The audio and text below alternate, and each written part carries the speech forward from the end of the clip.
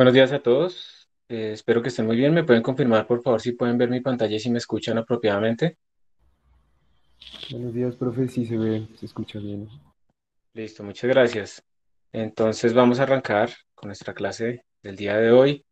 Vamos a continuar con esta introducción al High Performance Computing.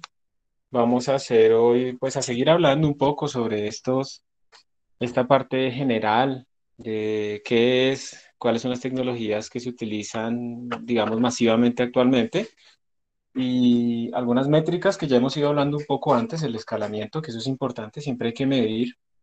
Está muy en boga como andar implementando nuevos procesos y romper paradigmas y todo ese tipo de cosas, como si la mejora fuera implícita simplemente al cambio, pero eso no necesariamente ocurre. Y siempre tenemos que mirar si los cambios producen simplemente ventajas marginales o si realmente producen ventajas importantes, como cuando hacíamos profiling, ¿cierto?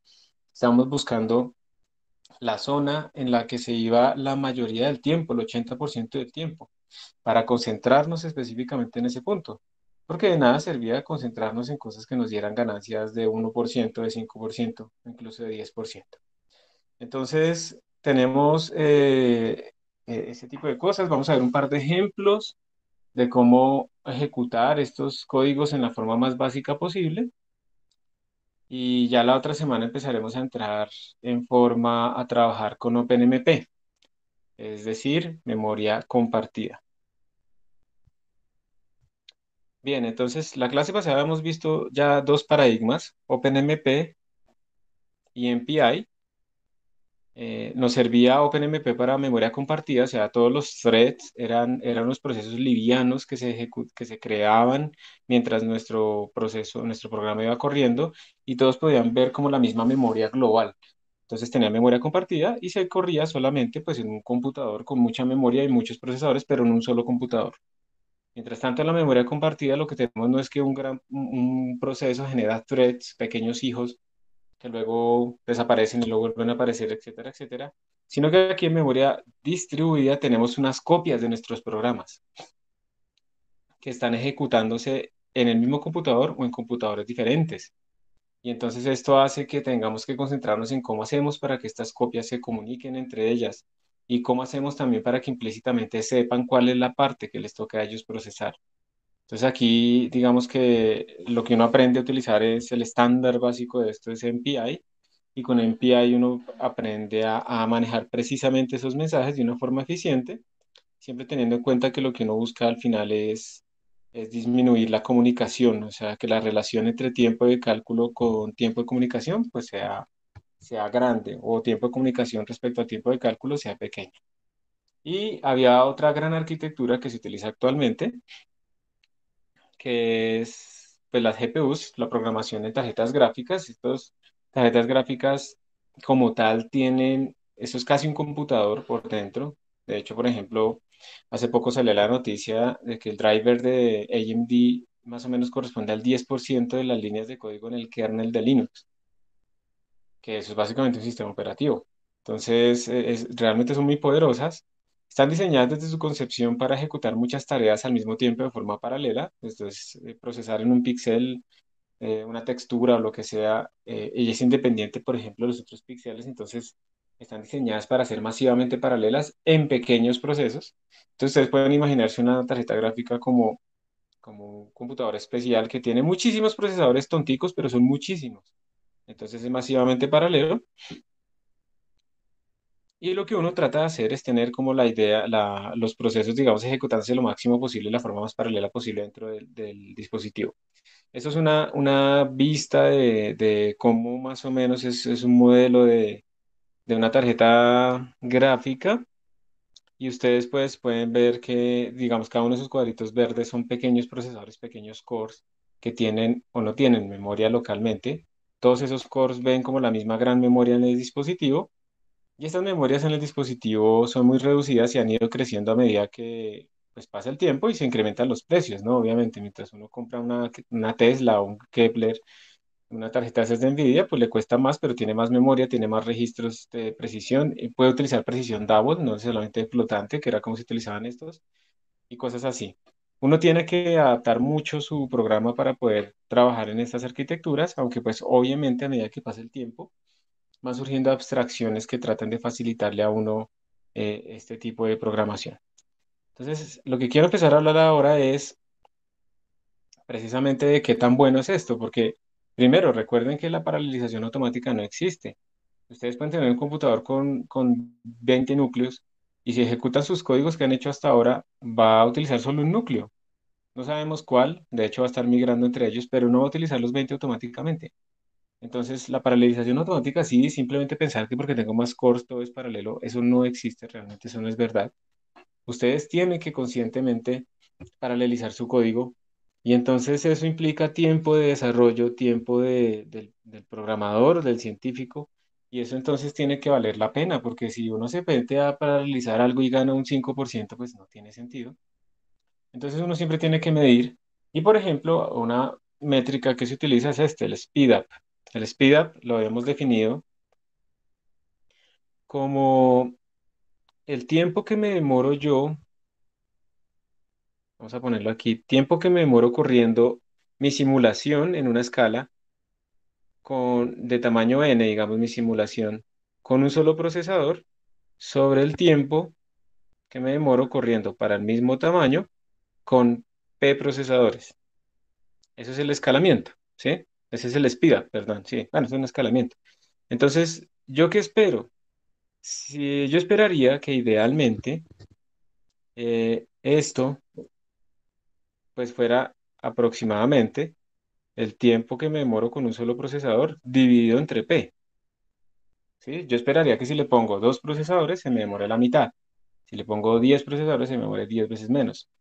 Entonces, esta cosa idealmente debería escalar como P. ¿Sí? Pero eso no es lo que sucede en la práctica. Normalmente en la práctica lo que uno encuentra es una saturación, ¿sí? Digamos que como les decía la clase pasada, cuando uno grafica el speed up, vamos a llamarlo S, pues el ideal es esto, función de P, pero lo que hoy se encuentra normalmente es algo como que va así y luego se satura. Entonces, ¿por qué esa saturación? Y esa saturación surge porque resulta que el tiempo de sus computadores, bueno, más bien el tiempo de sus procesos, es una suma de dos tiempos. El tiempo total de una simulación va a ser igual al tiempo de la parte serial más el tiempo de la parte paralela. ¿Sí? Eso es lo que uno tiene. Y el tiempo de la parte serial es independiente, es una constante y es independiente de el tiempo que yo me demoro, perdón, del número de procesadores, porque al ser serial no le importa. Pues no le importa si yo le pongo 100.000 procesadores o uno, pues al ser serial solo utiliza uno. Entonces esto es lo que uno tiene. Y el tiempo de procesador, en cambio, sí puede ser que escale con el tiempo ¿de qué?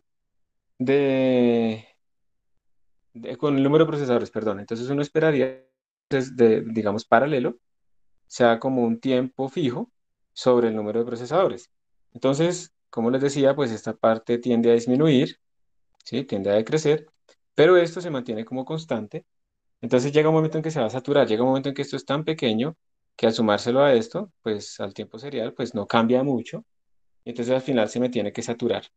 Entonces, realmente en nuestros, digamos que uno puede deducir al final que esto es lo que va a obtener, que el speed up se puede definir de esta manera uno menos P sobre, bueno, más P más N. Entonces lo que estamos diciendo simplemente es que esta es la parte serial y esta es la parte paralela. El tiempo total pues es paralelo más serial igual a uno el tiempo fraccionario, ¿sí? Eso es lo que estamos diciendo simplemente. Entonces ya llega un momento que esto va a tender a cero, pero pues esto no va a cambiar, ¿sí? No va a cambiar, N es el número de procesadores. Entonces esto no va a cambiar y se nos va a saturar.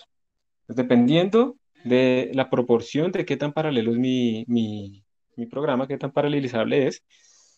Obviamente, si la proporción es bajita, por ejemplo, si la proporción paralelizable es 50%, pues eso quiere decir que lo máximo que yo puedo ganar en tiempo, después de paralelizar infinitamente, de ponerle infinitos procesadores, pues es del 50%. O sea, el speed up máximo va a ser 2, ¿sí? Que es lo que estamos obteniendo.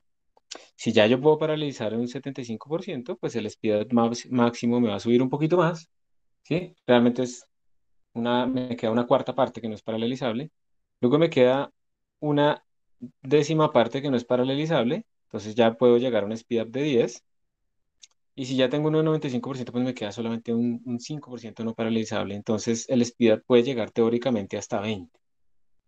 Está bien, con muchísimos procesadores. Obviamente uno nunca va a tener tantos procesadores disponibles. Bueno, nunca no, pero no es común. Uno va a llegar hasta por acá. Entonces, este escalamiento le va a decir a uno, pues es que es lo máximo que podemos ganar, ¿sí? Y si, por ejemplo, ustedes tienen una cosa en donde la parte paralela solo es el 50%, entonces observen que ustedes a duras penas van a llegar con 16 procesadores a 2. Y si tienen 4 procesadores, mucho menos. Y si tienen 2 procesadores, pues nada. O sea, ¿para qué paralelizan eso?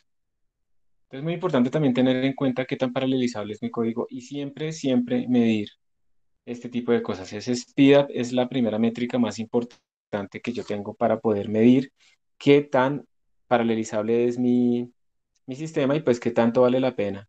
Y yo a veces no lo sé, ¿cierto? Yo a veces no sé, pues yo paralelizo una zona, yo hice un profiling y digamos que si yo no sé, pues yo tengo que hacer un profiling para ver si esa zona que yo paralelice, cuánto tiempo se está comiendo respecto a lo demás. O sea, por eso es importante el profiling serial.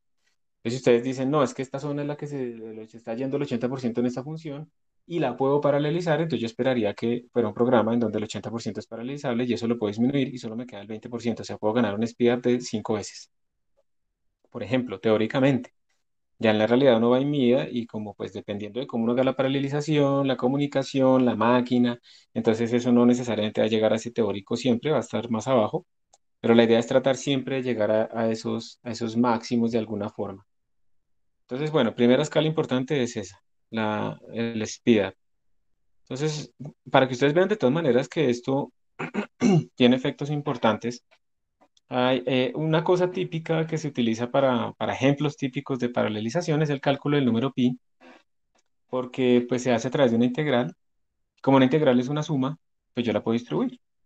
Entonces, el número pi es algo típico. Entonces, si, por ejemplo, en este problema particular, si uno hace en este computador el cálculo secuencial, pues le da que se demora 0,22 segundos aproximadamente. Y si lo hace paralelo, si lo paraleliza apropiadamente, etcétera, etcétera, con 8 procesos en este caso, se demora 0,03 segundos. O sea, me da el mismo valor en ambos casos, el mismo valor de pi, salvo la precisión numérica, pero gané en tiempo, gané un montón. Gané de hecho a que estoy demorándome solamente 7 ¿qué? Bueno, me gané 7 veces menos. Me estoy demorando, ¿sí? Porque tuve un speed de más o menos un factor de 7. Entonces, esa es como la idea en final de la paralelización, obtener como, puedo verlo de dos maneras. Una es obtener los mismos resultados mucho más rápido, que es bueno. La otra es, como obtengo los mismos resultados más rápido, entonces puedo hacer mi sistema más grande o más fino. Entonces, para el mismo tiempo que me demoraba serial anteriormente, ahora puedo hacer la misma simulación, pero mucho más grande y se demora el mismo tiempo, pero me dan mejores resultados. Entonces, esas dos son como las cosas importantes a tener en cuenta ahí. Entonces, esto siempre hay que medirlo, siempre, siempre hay que medirlo. Y para esto sirve que ustedes utilicen primero el profiling, que le pongan contadores de tiempo a sus códigos, etcétera, etcétera, porque de nuevo, esto hay que medirlo.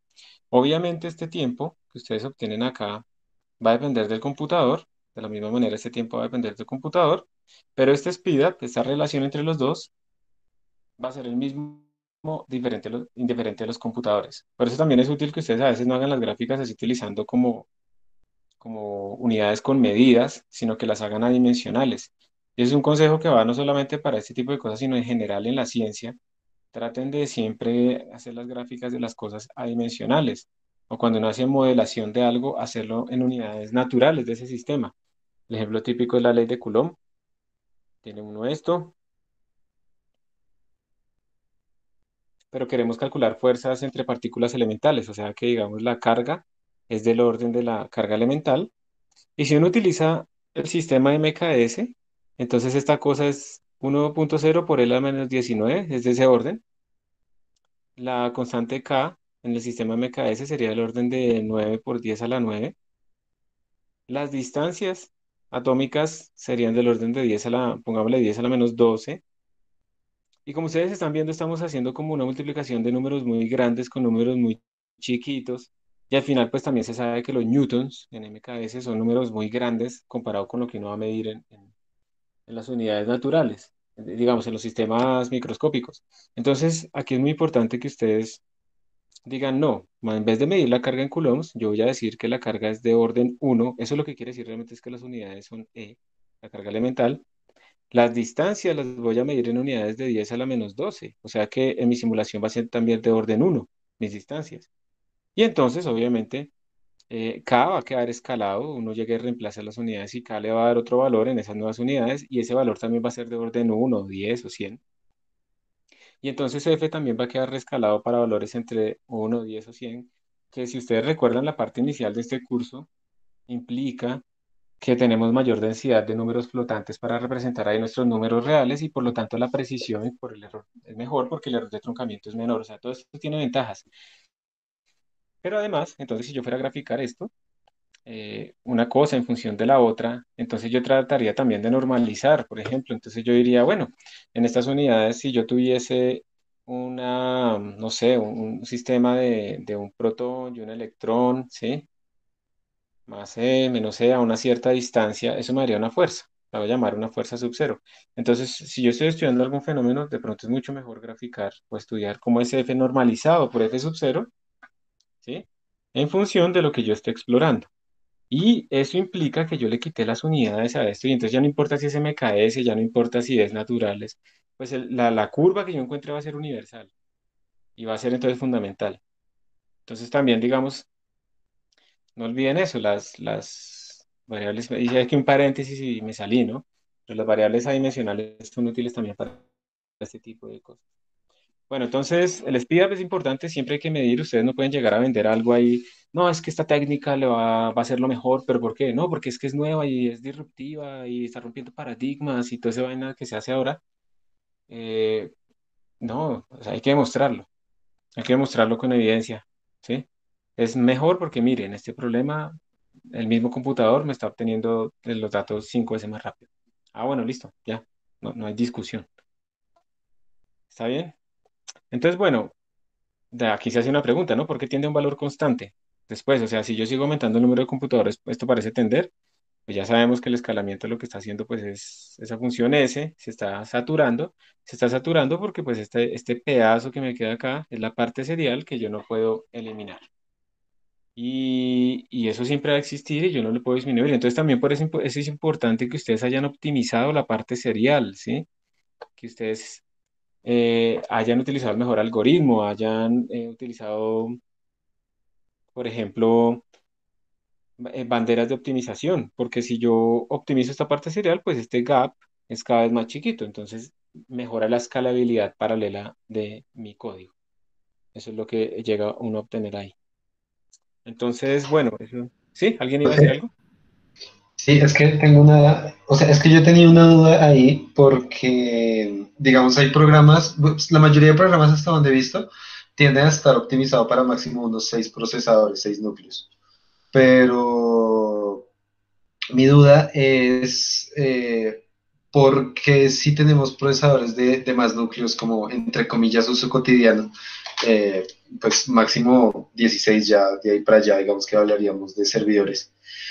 Porque no simplemente tratan de optimizarlos, se tratan de optimizarlos todos los programas como para 16 núcleos y pues ahí está lo que alcancen, sino que hay unos que están más optimizados para 6 núcleos, otros para 4 y así.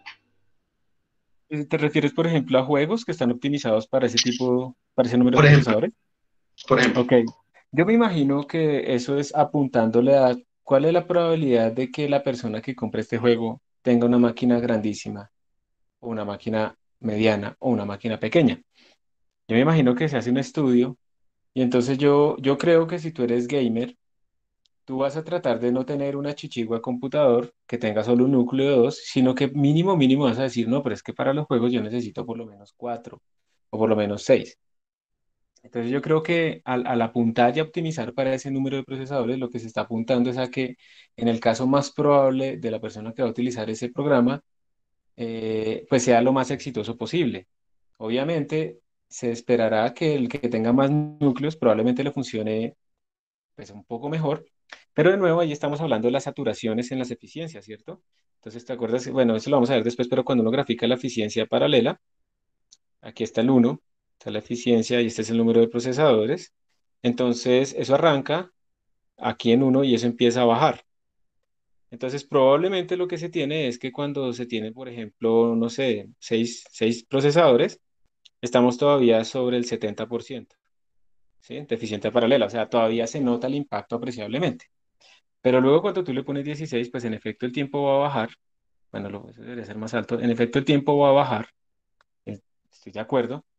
Pero en cuanto a la eficiencia paralela, quiere decir es que ya, como tienes tantos procesadores, hay mucha comunicación entre ellos, entonces ya no es tan eficiente tu código, por ejemplo, por comunicación. Entonces imagínate si es un juego que está renderizando texturas y eso lo tiene que hacer en tiempo real. Llega un momento en el que el dominio se dividió entre diferentes pedazos y hay que comunicarse entre esos diferentes pedazos que son diferentes threads o lo que sea. Y entonces esa comunicación no puede dominar la computación porque si no, uno vería que se pausaría muchísimo. Entonces yo creo que se optimiza para ese número mágico 6 o 4 es porque la mayoría de los gamers tienen ese tipo de máquinas. Entonces queremos es que a la mayoría le funcione bien. El que tome 16 va a sentir que le corre un poquito más rápido, pero no demasiado rápido, precisamente porque pues, está aumentando el número de computación, pero al tener más threads está aumentando también la comunicación. Entonces disminuye la computación, aumenta la comunicación, entonces la relación entre ellos dos no es necesariamente eficiente. Yo creo que simplemente por la probabilidad de que alguien tenga una máquina de 6 o de 4 núcleos. No sé si haya más razones importantes, pero no creo que sea un número mágico que diga como que con 6 todos los procesos van a funcionar mejor. No, yo creo que es que ellos miden y la escalabilidad les funciona mejor en ese caso. Puede ser que sea porque el programa como tal, para hacer en tiempo real las cosas funcione mejor con 6, o puede ser por el mercado. También puede ser no por el mercado, sino porque al estarlo haciendo con 6, también eso implica, hay unas arquitecturas, ¿no? Entonces estamos hablando que cómo está distribuida la memoria de caché dentro de mis procesadores. Entonces está el acceso no uniforme a la memoria de caché. Recordemos que, digamos, cuando un procesador tiene varios cores, cada uno de estos cores tiene su propia memoria chiquita. Ellos también comparten una memoria entre ellos y entonces el acceso a la memoria ahí es complicado. Además, si hay acceso de RAM. Y entonces, dependiendo de ese número de procesadores, yo puedo optimizar también ese acceso a la caché. Y yo creo sinceramente que ellos miden todo esto absolutamente para el procesador más común que puedan encontrar y encuentran este escalamiento, o sea, para que puedan entregar un 30 FPS, un 60 FPS garantizado. Hay muchas cosas por debajo. Puede ser que ni siquiera sea mercado, sino que al hacer las mediciones, el acceso a memoria para que esto sea en tiempo real requiere este tipo de cosas así por la arquitectura de los computadores. Puede ser que con otra arquitectura sea diferente. O sea, en el fondo, al final, lo que estoy diciendo es no sé, estoy dando hipótesis, ¿listo?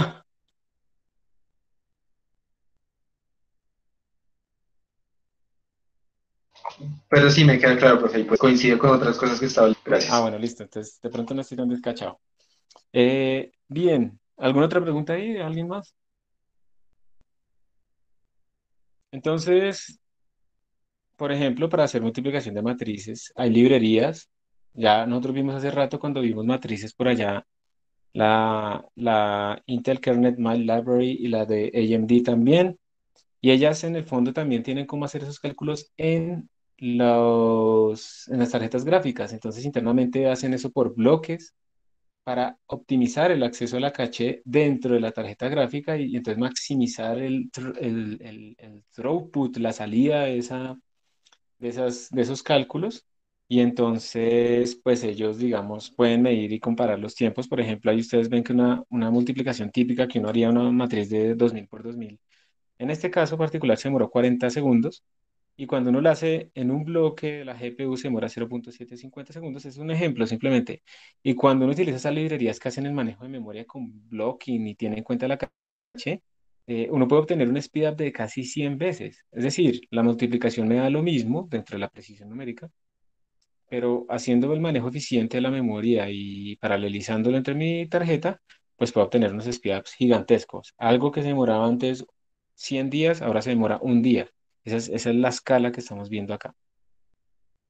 Bueno, yo no les estoy diciendo que se pongan ustedes a descifrar las contraseñas de sus vecinos para ponerse a pegársela a la red, pero digamos que para desencriptación como ejercicio, también se puede ver que si uno le puede mandar John the Ripper a una tarjeta gráfica y entonces lo hace paralelo. Finalmente, esas son tareas que son paralelizables, ¿no? Digamos que en un ataque de fuerza bruta, eh, si el sistema responde suficientemente rápido, pues uno puede empezar a probar un montonón de contraseñas rapidísimo. Por eso es que muchas páginas de bancos esperan unos segundos para que precisamente los ataques de fuerza bruta no sean escalables, ¿sí? Porque si mi sistema respondiera inmediatamente, pues entonces eso está diseñado es para que uno lo ataque y lo ataque y lo ataque y lo ataque, porque él responde inmediatamente si sí o si no. Entonces, por eso ponen esos delays. Pero en el caso de que uno pueda hacer ese tipo de cosas, digamos que yo tenga un archivo y quiera probarle sobre ese archivo la clave de encriptación y tenga un diccionario o una rainbow table o alguna cosa así, pues esto también se puede aplicar y se puede utilizar aquí programación paralela. Y digamos que esto también produce, a ver, hay dos enseñanzas acá. Una, muchas veces, y también es algo que yo he visto, muchas veces el algoritmo serial más avanzado no es el más fácil de paralelizar. A veces cuando uno va a paralelizar, le toca devolverse al algoritmo tonto que había utilizado al principio y que era lento, pero resulta que esos algoritmos tontos son más fáciles de paralelizar. Entonces, quiere decir entonces que dependiendo del tamaño de mi sistema, si el sistema es chiquito, probablemente la versión serial sea más rápida porque utiliza el algoritmo avanzado, ¿sí? Pero si mi sistema es muy grande, entonces ahí sí probablemente el paralelo sea mejor, e incluso utilizando el algoritmo tonto. Eso es una cosa que he visto y que hay que también tener en cuenta. No todo lo serial optimizado es paralelizable fácilmente. Lo segundo también es que, obviamente, dependiendo de la capacidad computacional, uno puede estar en desventaja respecto a otros.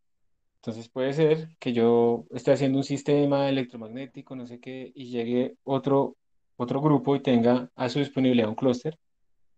Y ¡pum! Me ganaron la publicación, me ganaron en hacer ciencia simplemente porque obtienen los datos mucho más rápido. Por eso es que, digamos, es importante que uno también tenga una idea de esto, tenga una idea de cómo trabajar en consola, cómo meterse a un clúster, porque es que esto también es una ventaja competitiva, hay que llamarlo así, que nos permitiría, digamos, no tanto como obtener más plata, que no es el único objetivo. Además, pues cuando uno hace ciencia, uno ya como que renunció a tener plata, ¿cierto? Eh, a tener mucha plata, o sea, no, tampoco es vivir en la inmunda, ¿sí? Tampoco es sacrificar el bienestar, pero uno no se va a hacer rico. Y, ay, pero Wolfram se hizo rico, sí, pero de nuevo, sesgo de supervivencia, ¿no? Siempre seleccionamos los que triunfaron y no nos damos cuenta de los otros miles que no. Y si lo vemos por probabilidad, la probabilidad más alta es de que uno no triunfe en eso. Pero eso no quiere decir, de pronto ustedes van a ser el próximo Wolfram, ¿no? Pero colombiano, ¿sí? Lo que sea, en todo caso. eh, uno también debe tener una idea de cómo utilizar estos recursos, porque eso también nos ayuda a tener esa ventaja competitiva en el conocimiento para poder hacer nuestra ciencia mejor y más rápido. Mejor porque podemos utilizar escalas más grandes, porque podemos hacer esa estadística repitiendo muchas veces a la misma simulación al mismo tiempo, etcétera. Y en escalas más grandes, pues podemos irnos a sistemas más realistas. Eso está bien y está mal. Obviamente está bien porque pues se acerca más a la realidad, pero pues uno nunca debe quedarse con que como tengo mucho cómputo, entonces ya no voy a pensar mis modelos, porque pues la idea de un modelo no es solamente poder predecir cosas, sino hacerlo a partir de lo esencial del comportamiento de la naturaleza que estoy estudiando. Entonces también es importante aprender a sacar lo esencial. Entonces yo tengo un modelo de mi realidad que sacó lo esencial. Está limpio, un montón de cosas que no son esenciales. Y además lo paralelizo, pues es buenísimo porque puedo explorar mucho mejor todo. Bueno, entonces ya con eso termina esta presentación. Eh, Vamos a hacer de una vez unos ejemplos computacionales de OpenMP y de MPI para que ustedes vean cómo funciona. Entonces me voy a volver a estos códigos feos que están acá y los voy a escribir ¿en qué? En un computador que tiene 8 núcleos. Podemos correr ahí, bueno, podemos correr 8 threads al tiempo y vamos a ver pues qué sale. Vamos a hacer primero este programita de OpenMP. Entonces les voy a compartir la pantalla, voy a cambiar de pantalla.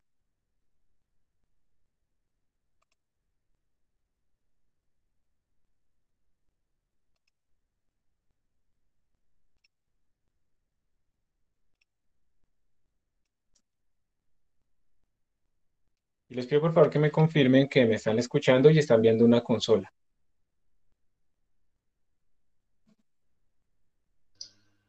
Escucho, pero no veo la consola. A menos que esté en otra pantalla. Ah, no, Es mentira, otra ya. pantalla, sí. ¿Hay alguien que no esté viendo la pantalla todavía? Ahí es William Oquendo, tiene que seleccionar la pantalla apropiada. Ay, profe, una pregunta. No sé si hay alguna manera de verificar que esta pantalla sí esté quedando dentro de la grabación, porque en una clase anterior pasó eso, que hubo un cambio de pantalla y en esa sección solo quedó la voz. Uy, qué aburrición para ustedes eso, pero lo lamento. Pues yo estoy viendo en la primera pantalla original, estoy viendo ahora la segunda pantalla, entonces yo supongo que sí está quedando grabado. Profe, eso Pero, pasó preciso en la de ParaView, cuando explicó ParaView. ah,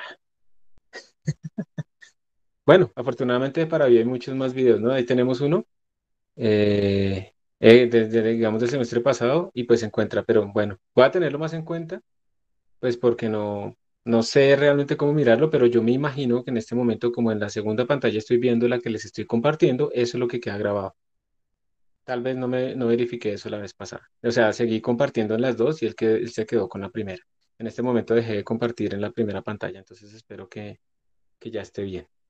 Ahí en el chat están diciendo que sí, sí está quedando grabado. Listo, Miguel Ángel. ¿Cómo lo miras? ¿Cómo sabes? Para yo aprender. Porque la pantalla escoge la principal. Entonces, desde que uno no ancle como la que uno quiere, sino que deje que el programa escoja la principal, es porque esa es la que está quedando grabada. Listo.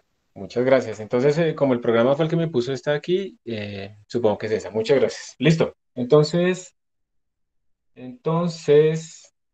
vamos a empezar a hacer esto. Ay, ahora les dejé de compartir pantalla.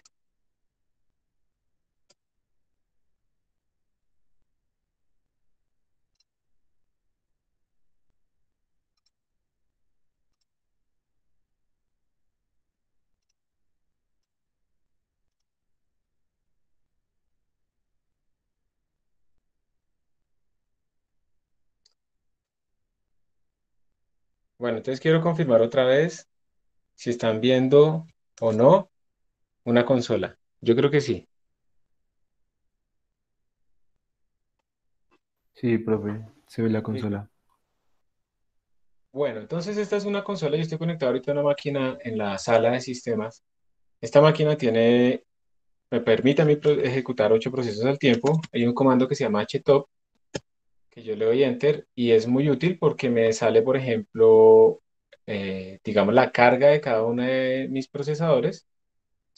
Y en este momento pues podemos ver que todo el mundo está como idle, está ahí como haciendo nada. Este también me dice la memoria, tengo 12 gigabytes de memoria en este computador. Ha estado prendido por 23 días seguidos. Esto es realmente normal.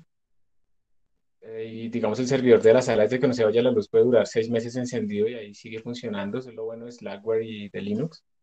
También me dice si estoy haciendo swapping, que está muy mal. El uso de memoria, en este momento solo se están utilizando 221 megabytes de 11.7. Eso quiere decir que aquí no está abierto ningún navegador ni tenemos Windows, ¿no? Entonces está un uso muy, muy eficiente de memoria.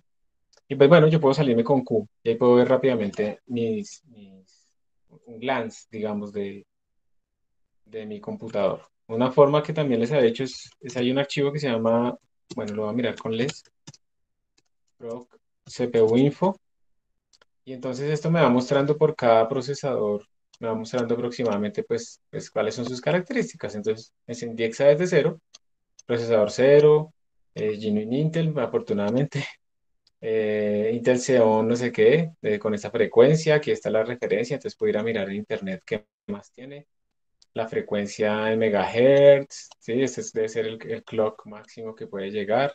El tamaño de la caché, si hay más cachés también me las muestra. Entonces miren que la caché es chiquita, es 8 megabytes, es bien pequeña. Bueno, aquí yo me pierdo, me tocará ponerme a mirar otras definiciones, no le voy a prestar atención a todo esto. Hay algunos bugs que tienen estos, y él también lo pone, entonces miren que se detecta que este tiene el bug de Meltdown, de Spectre versión 1, versión 2, tiene un montón de bugs. Esos bugs se han descubierto desde hace poco. Yo alguna vez les hablé a ustedes del prefetching, de cuando el computador trata de empezar a ejecutar instrucciones en un if-else sin saber todavía que salió del if. Y entonces cuando uno hace eso, uno puede hacer que acceda a memoria en la que él no tiene permiso y que después se descartaría cuando el if salga falso. Pero entonces resulta que él accedió a esa memoria y la podría leer. Es unos ataques graves porque se puede acceder a memoria en la que no se tienen privilegios y sobre todo afectó a los computadores, a los procesadores Intel. Y se pueden aplicar unas medidas que hacen que básicamente se elimine el prefetching y eso implica una penalización en performance del 30%, del 50% en estos procesadores.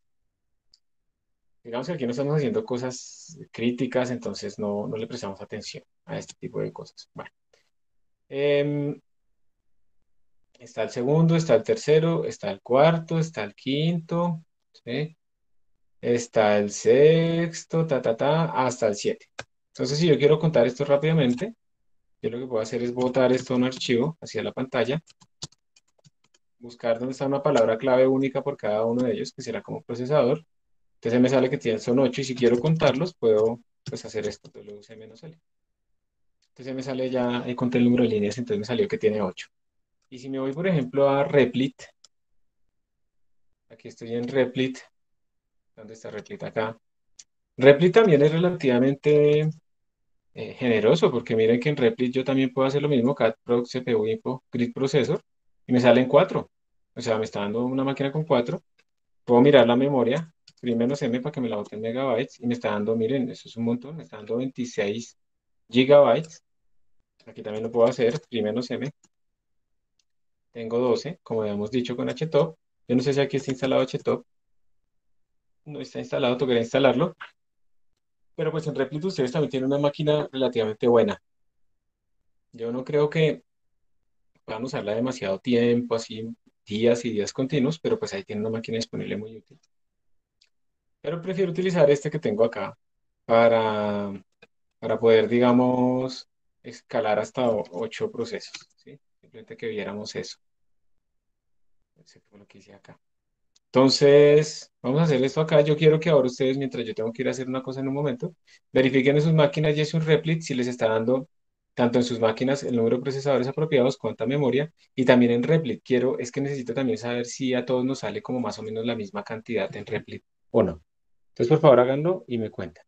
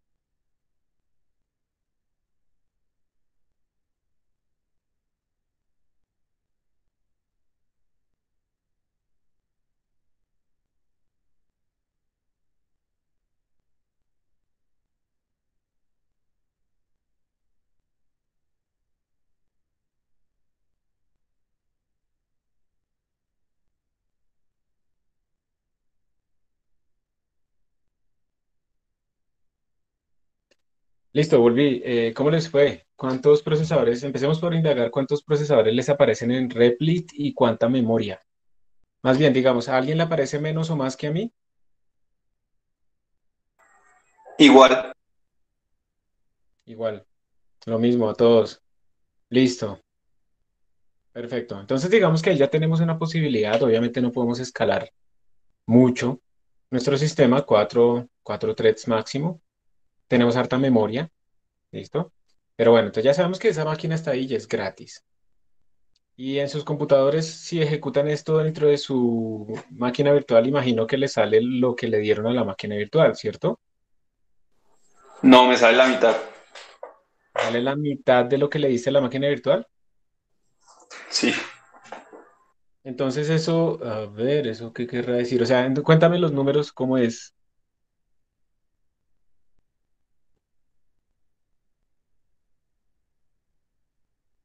O sea, tú en la configuración de la máquina virtual, ¿cuántos supuestos CPU le pusiste y cuánto te sale este comando en la consola? 4 y aquí me salen 2. Por eso. Mm, es raro. Bueno, no sé, listo. Entonces puedes correr dos.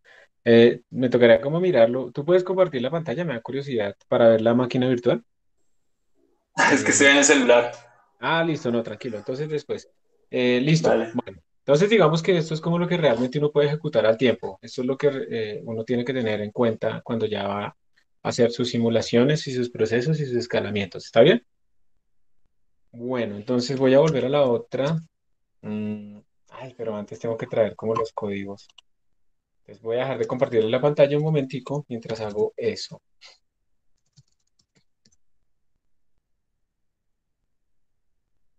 Entonces, git clone.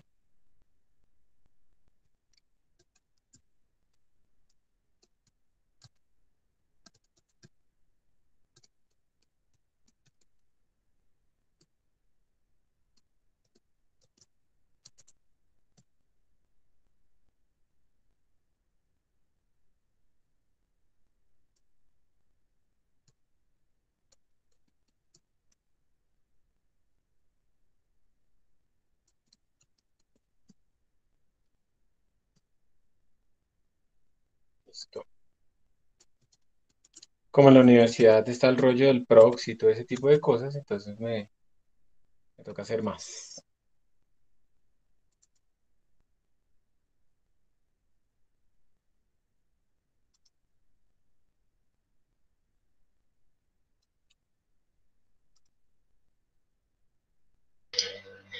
Profe, aprovecho para hacer otra pregunta, otra duda que tenía.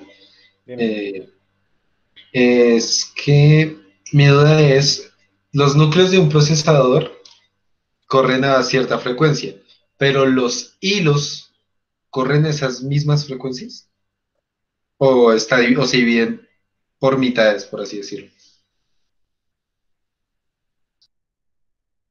Estoy pensando.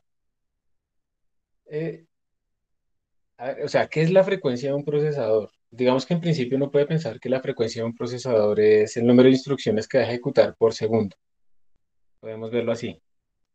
Clics de instrucciones. Entonces, esas frecuencias son variables, dependerán, digamos, de la carga del sistema, pero uno puede como hacer overclocking en los procesadores para que corran a mayor frecuencia. Pero supongamos una frecuencia fija, no sé, 3 GHz. Entonces, en principio, uno podría pensarlo de forma simplificada en que eso puede hacer 3 clics, 3 millones, 3 mil millones de clics por segundo. ¿Listo? Eso es lo que quiere decir. Ahora, cuando yo creo un thread, sí, lo que yo entiendo es que tú me estás preguntando si el thread también puede ejecutar, digamos, 3 millones de instrucciones por segundo, ¿sí?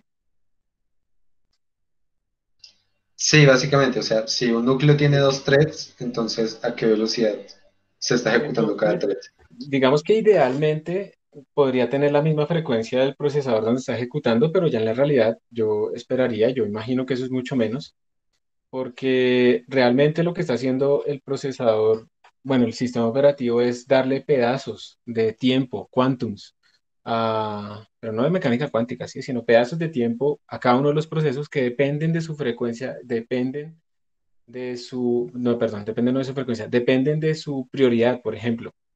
Entonces, realmente, digamos, si vámonos a un caso sencillo, un solo core, un solo thread. Entonces, eso se tiene que repartir entre todos los posibles procesos corriendo. Entonces, al final, si yo ejecuto mi proceso con un solo thread, él no se va a ejecutar a 3000 porque es que realmente lo que a él le dieron en un cierto tiempo fue solamente pedacitos de tiempo de ejecución. Al mismo tiempo que está ejecutándose ese proceso, pues está todo un sistema operativo haciendo todos estos cálculos de a quién le da las cosas y todo eso también consume.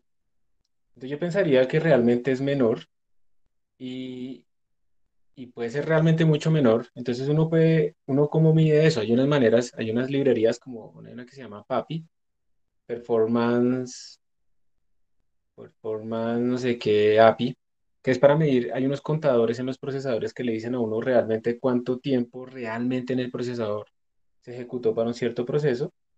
Y entonces uno puede calcular, digamos que uno puede medir esa frecuencia o esa salida de procesamiento utilizando una medida que se llama los megaflops. Si ya no están en cosas más grandes, pues los gigaflops o los teraflops, que son el número de operaciones de punto flotante por segundo, que es muy parecido a lo de los clics, pero ya estamos hablando de operaciones de punto flotante que toman más clics que un solo clic. ¿Listo? Teóricamente, uno podría decir, no, pues si digamos una operación típica de multiplicación de punto flotante se toma 200, bueno, 80 clics, entonces el megaflops teórico de mi computador sería pues su frecuencia sobre cuánto me demoro en clics haciendo una sola operación. Y eso me haría un megaflop teórico, pero eso está asumiendo completamente que eso es lo único que corre cuando eso es falso, ¿no? Entonces cuando uno llega y mide en los computadores cuánto es el megaflop verdadero comparado con los megaflops teóricos, que es como comparar esas frecuencias, uno encuentra que no, uno llega, si está de buenas, uno llega al 30%, 40%, si está utilizando la librería optimizada, 50% si están muy de buenas. Entonces la respuesta final es no.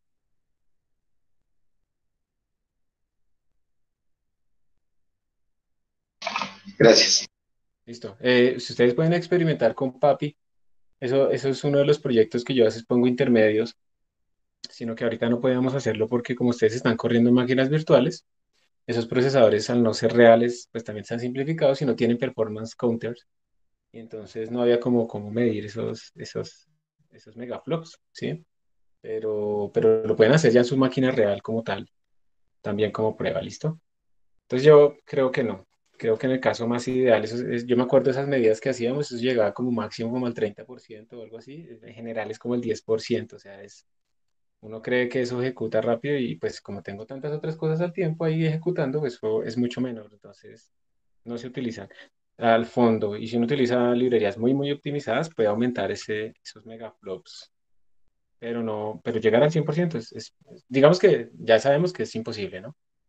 No se puede. Gracias por la pregunta. Ustedes están haciendo preguntas muy buenas que me hacen pensar más y nos sirven a todos. Entonces, muchas gracias. Y también me disculpo si no sé responder alguna, ¿no? Bueno, entonces tenemos esto. Vamos a crearnos un directorio para el día de hoy. ¿Hoy qué es? 30.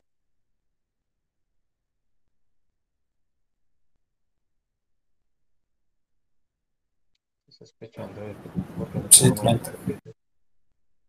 Creo que aquí me faltan carpetas. Bueno, no sé. 30. Y vamos a llamar a HPC intro.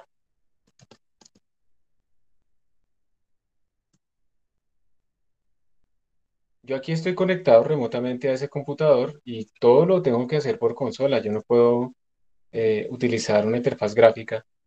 En este momento hay varios vendedores que tratan de pues, vender un escritorio remoto y no sé qué, que porque los usuarios no saben manejar la interfaz, solamente saben manejar la interfaz gráfica, no la línea de comandos, pero en general, digamos, eso les va a costar plata. O sea, si ustedes no aprenden a utilizar una consola así, pues van a tener que pagar por un servicio de ventanitas por no aprender a utilizar esto. Entonces, por eso también es uno de los objetivos que ustedes se acostumbren a estos entornos y se sientan hackers, ¿sí? Para hackear Facebook. Bueno, entonces ya creo el directorio, vamos a entrar allá. 30. Y vamos a hacer el primer ejemplo de OpenMP. Entonces, OpenMP example. Entonces, PP. Ojo, este es un computador que tiene máximo 8 núcleos, entonces voy a escalar hasta ahí. Yo puedo correr 16, pero pues ya no tiene sentido porque ya estaría demorándome el doble, ¿no? Entonces vamos a hacer este primer ejemplo de cómo hacer un programita, un Hello World en paralelo utilizando OpenMP.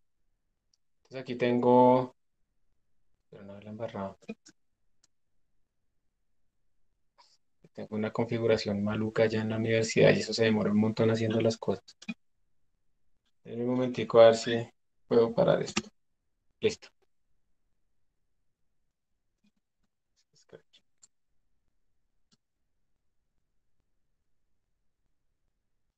Me toca abrirlo así. Ustedes no lo tienen que abrir así.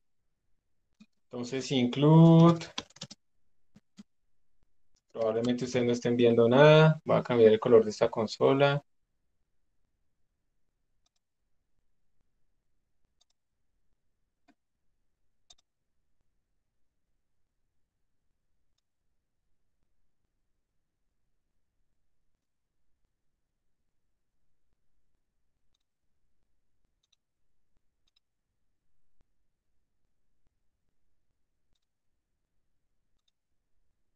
Ahí. Yo lo lamento, pero es que esto se ve mucho mejor el contraste para poder escribir así, en este momento. No tengo nada configurado ya. Bueno, entonces include UStream.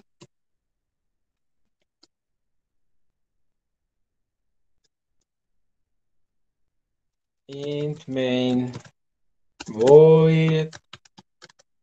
Bueno, hagámoslo como hacemos nuestros programas ahora. Int argc char argv. Y voy a escribir simplemente std cout hello world. O sea, nos devolvimos a la primera clase de programación. Y ya está. Entonces vamos a empezar desde cero todo. Este es nuestro código. Voy a compilar para verificar que pues, esté todo bien. Entonces la h.out y ahí está hello world. Listo. Uno también a veces cuando tiene que trabajar en estos entornos se vuelve útil utilizar algo que se llaman terminal multiplexers, o sea, para poder tener como diferentes consolas. No me acuerdo si tengo Timox instalado acá. Este es un terminal multiplexer. Me está reiniciando la sesión que tenía yo anteriormente. Voy a salirme. Entonces, voy a entrar, listo. Entonces ya tengo mi sesión y esto es chévere porque yo puedo como duplicar la terminal. Ya ahora tengo dos ventanas y me muevo entre la una y la otra. Entonces arriba puedo hacer mi simulación y aquí abajo puedo hacer la pintada y cosas así. Es supremamente útil. Entonces, bueno, aquí tengo, voy a abrir otra vez ¿qué? Mi archivo. Y ahora lo que vamos a hacer es convertirlo en paralelo con OpenMP. Entonces, vamos a hacer lo siguiente. Vamos a escribir pragma, así como decía la presentación, pragma OMP parallel. Voy a hacer esto así. Es buena costumbre siempre poner esto como en unas corchetes para que quede claro realmente el pragma en dónde está. Y cuando yo estoy haciendo esto, lo que estoy diciendo es que voy a generar un cierto número de threads, o sea que la ejecución arranca aquí y cuando llega aquí aparece el fork. Se crean un número dado de threads. Cada thread va a ejecutar esto que está aquí adentro. ¿Listo? Cada thread va a ejecutar esto. Y luego aquí van a morir todos los threads otra vez. Se hace el join y continúa mi ejecución serial. Entonces, por ejemplo, si yo hago esto, este return 0 solo se va a hacer una vez. Pero este std out se va a hacer el número de threads que yo ejecute. Entonces, digamos que yo tengo eso. Voy a dejar ahí las fuentes.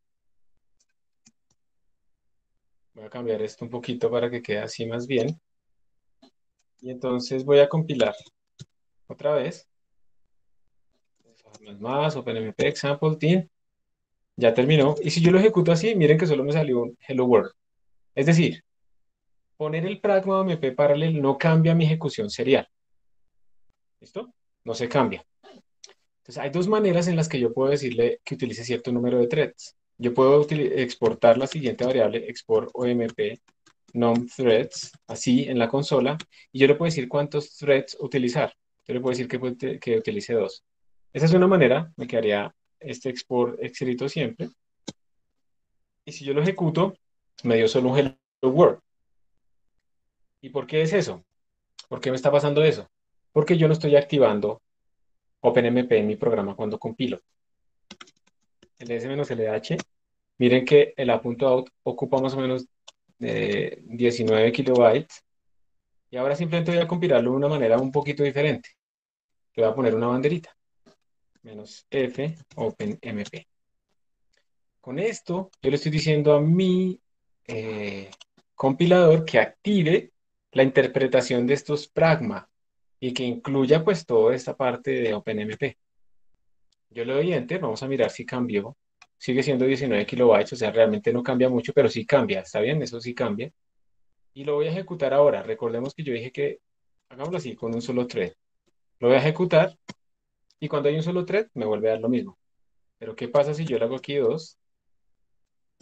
Ahora me salen dos Hello World. Ya, hicimos algo paralelo. Si yo le pongo aquí 4, me salieron 4. Si le pongo aquí 8, me salen 8. Si le pongo aquí 16, pues me salen 16. Ya no es óptimo, pero igual lo estoy haciendo con 16 procesos. Así de sencillo es paralelizar con Hello, con OpenMP. Entonces ahora les pido por favor que ustedes hagan lo mismo, escriban el código en Replit o en sus máquinas como quieran. Da igual, como no estamos haciendo escalamiento, que no importa el número de cores. Podemos tener más threads que cores. Y quiero pues que hagan ustedes mismos esto. Entonces ahí les doy unos minuticos, por favor, para que lo realicen.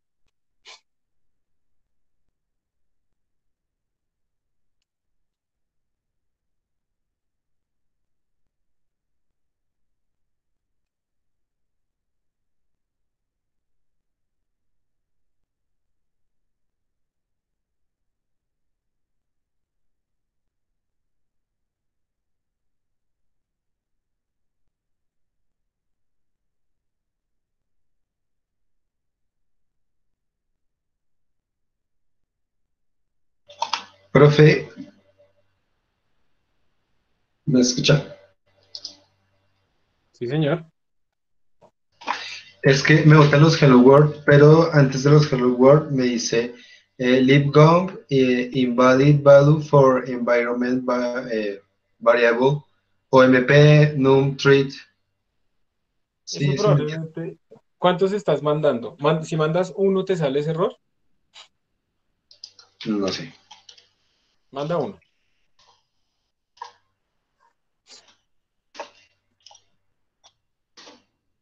Sí, Sí no, sale. bueno, bueno.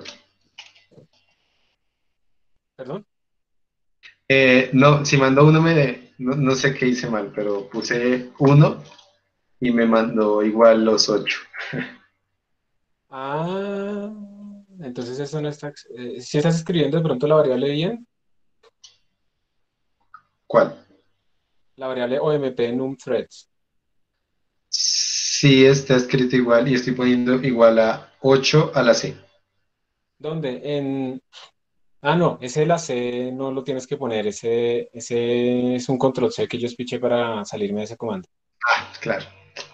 Ahí la embarré. Solo pongo el 8. Sí, señor. Listo, ese era el problema. O solo pones uno. Listo. Ah, sí. Ok. Es muy importante que ustedes siempre prueben con un solo thread para verificar que les está dando bien.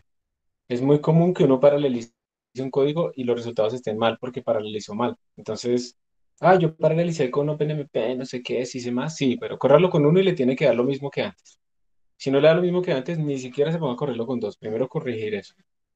El primer punto de validación.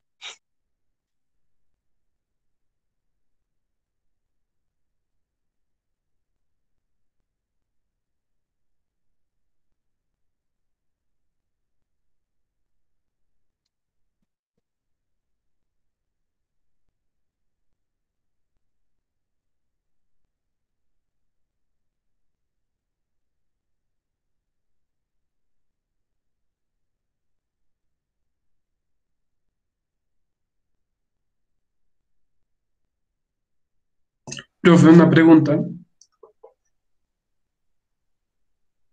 Sí, señor. Es que acá todos los threads imprimen lo mismo, ¿cierto? Sí, Pero señor.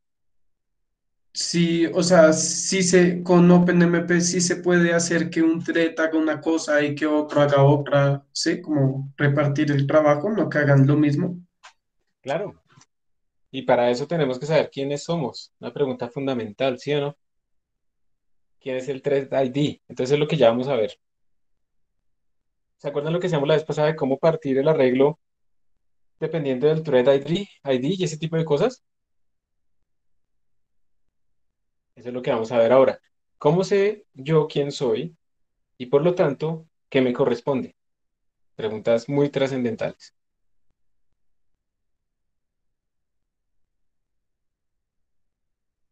Entonces ya lo vamos a ver. Bueno, ¿alguien tuvo algún problema acá o quieren un minutico más? ¿O ya todos pudieron probar? ¿Alguien ha intentado como hacer los de los que tiene? Quiero probar, pero no, no pasa nada, Johan David. Puedes hacerlo con 32, pero como estos procesos son tan chiquitos, solo imprimen en la pantalla, pues no se te va a bloquear el computador ni nada de eso. Entonces inténtalo.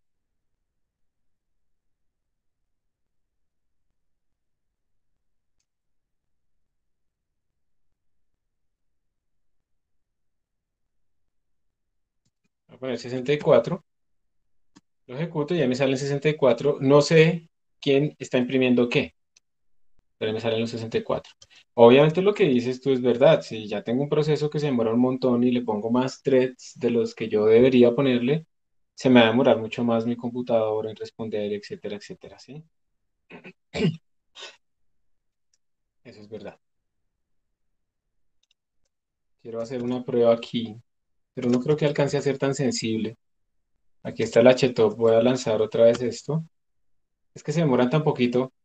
De pronto ustedes pueden observar que la carga aumenta por un momento. Acá, en todos mis procesadores. Miren que todos tienen como una rayita. Voy a ser exagerado y le voy a poner 128. Y observen aquí a la izquierda que más o menos aumenta la carga en todos, pero es que como este proceso es tan rápido, simplemente es imprimir, pues no se nota realmente la diferencia.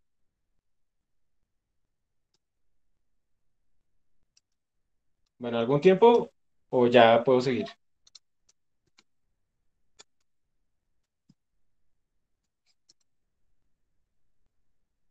Entonces aquí estamos viendo lo fundamental. Como no dice nada, yo voy a seguir. Me toca así porque yo asumo las respuestas. ¿Está bien? Y si no, pues me respondo a mí mismo. Entonces, digamos que la pregunta que hacían ahorita es, ¿cómo hago yo entonces para repartir el trabajo entre ellos? Y eso es importante. Y para eso, de nuevo, yo tengo que saber quién soy yo, para saber qué parte me corresponde. Entonces ahí vienen dos funciones importantes que son una función para saber quién soy yo y otra para saber cuántos hay. Voy a mirar aquí la presentación un momento. OMP get thread num. Sí. Entonces, hay una función, voy a decir int thread ID igual a OMP get thread num. Esta función me va a decir a mí quién soy yo, cuál es mi thread ID. Entonces, para el thread ID 0, pues le va a retornar el número 0. Para el thread ID 1, pues el número 1, etcétera, etcétera, etcétera. Entonces voy a mostrarles un par de cosas. Primero, la tengo que poner en el sitio específico que me sirva. Voy a empezar acá y voy a ver qué me imprime.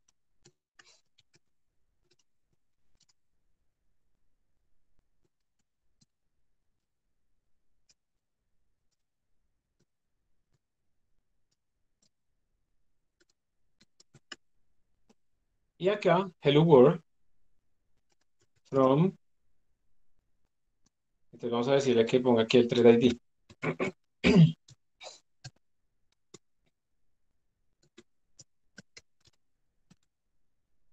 Listo. Entonces voy a compilar. Y primer error es que me está diciendo que él no sabe qué es ese OMP get thread num, ¿sí? No está declarado. Después porque se me olvidó a mí incluir aquí la librería de OMP. Cuando ya voy a utilizar variables, bueno, funciones internas, necesito la librería de declaraciones. Entonces tenemos que hacer esto, include, creo que es omp.h. Vamos a ver si sí funciona. Sí. Entonces ahí está. Tengo que incluir esta librería para poder utilizar las funciones de la librería. Como antes no estaba utilizando esas funciones, no era necesario. Vamos a ejecutarlo. Presten atención un momento y ustedes ahorita escriben. Voy a ejecutar esto y me da myThreadID 0 acá. Y después hello world from threadID, hello world from threadID, hello world, salieron un montonón de ceros, se mezcló toda esa salida y todo es un montonón de ceros. ¿Qué pasó? ¿Por qué esa vaina salió tan fea? Y sigue saliendo fea. ¿Qué creen?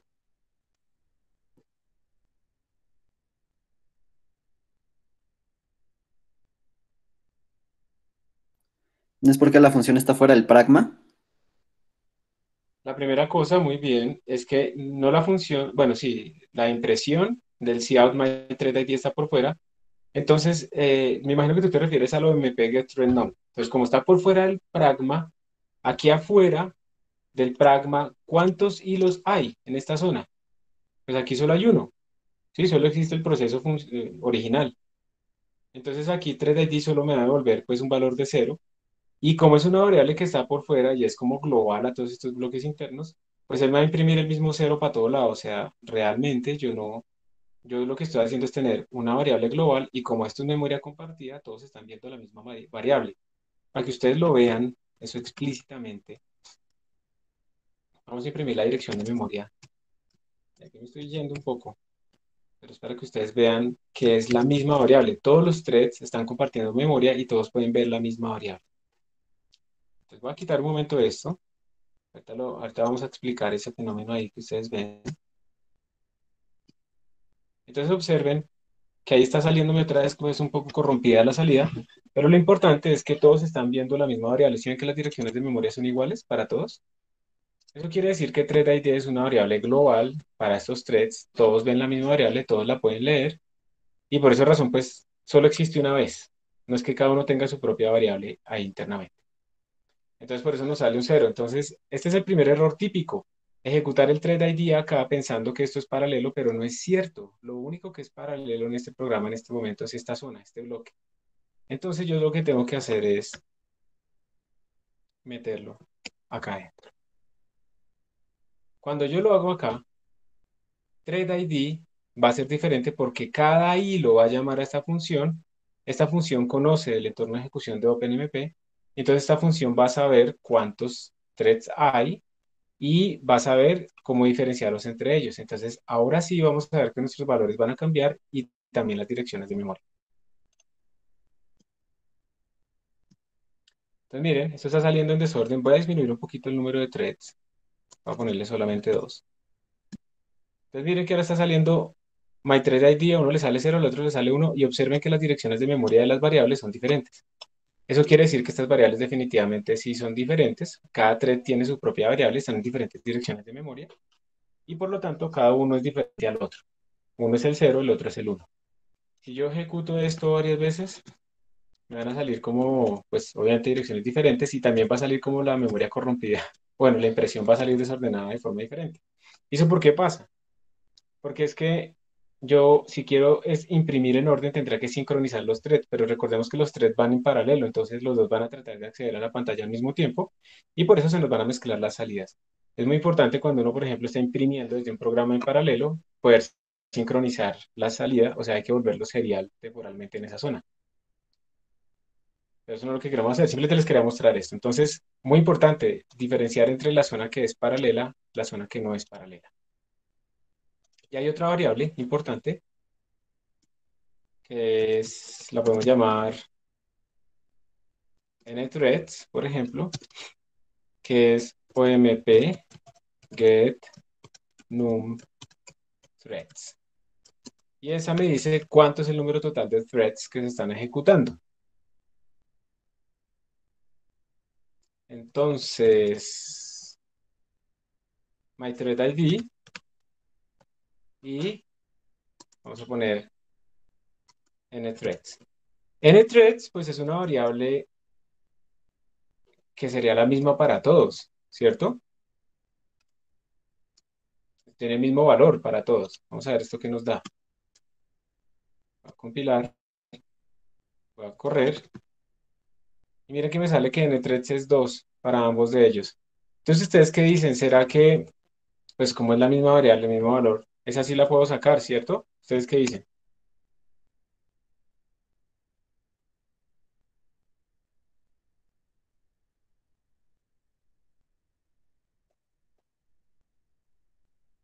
Pues en esa Yo zona creo sigue que siendo serial, ¿no? Entonces no creo que se pueda. Esa es la parte serial, ajá. Entonces, ¿cuánto me saldrá acá en esa llamada? Nthreads, ¿cuánto será? 1. 1. Nthreads vale 1. Entonces, con esto creo que ya les hice bastante énfasis en que hay que tener cuidado para, para que nosotros sepamos que estamos en la parte serial o no. Y entonces tenga sentido el valor de estas variables. Error típico es ponerlas por fuera de la parte serial, entonces todo me da 1, ¿sí? O 0. Y pues me saco 0 o 1. Entonces, mucho cuidado con eso. ¿Listo? Entonces, esta es la manera correcta. Y pues, yo acá también puedo distinguir entre las cosas que son públicas. Si yo, digamos, declaro un double x igual a 25, y aquí adentro declaro un double y igual a 56.8. Esto lo que quiere decir es que, como esta es una variable global para todos ellos, todos pueden ver ese mismo valor y todos la podrían escribir.